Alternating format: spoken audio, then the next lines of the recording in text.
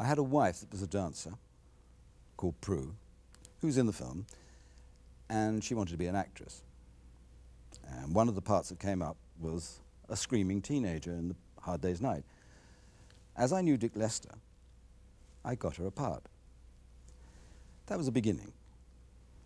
Then there was a scene in the movie, which everybody knows about, which was a gambling scene. And not very many actors, one had enough money to gamble, or two knew how to handle a spatula, or understood about chemin de fer, or whatever. So I was asked to go along and look at this and see if I could do it. I said, yes, I can do it, but I'm not a member of equity, I'm nothing. I'm a businessman. And so Dick said, don't worry, we'll get you a card, and off you go. And so I did the croupier in A Hard Day's Night. Allô, monsieur. Souffle. I bet you're a great swimmer. My turn. Bingo. Pas bingo, monsieur. Banco. Yeah, it was Park Lane in John Mills's club, and in the casino, which was called Le Cirque, and in the disco below, which was called the Garrison. And that's where I did all my stuff. I suppose I worked on it for about 10 days. Your winnings, my lord, £190. What about me change? Cloakroom charge. Oh, well, easy come, easy go. Well, I thought he was a lovely person. He insisted, he pretended he didn't know anything about gambling for a start, and he did. And he refused to say, as you saw in the movie, banco. Bingo. He kept this seriously straight face the whole way through, and I found it very difficult not to smile.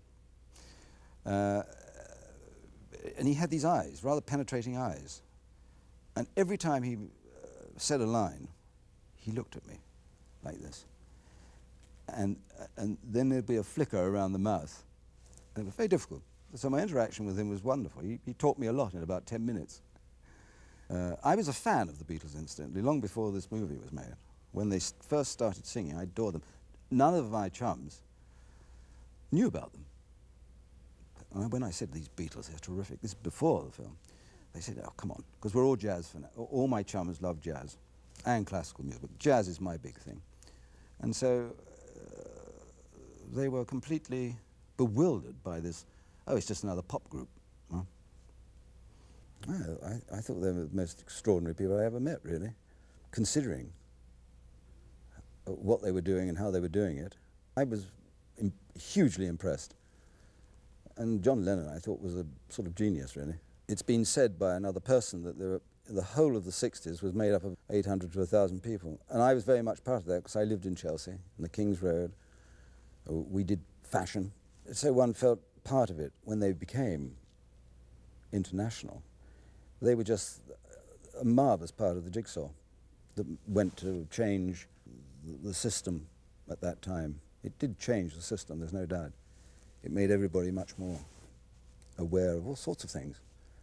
A breaking down of the barriers between people. The Beatles did that, there's no doubt about it.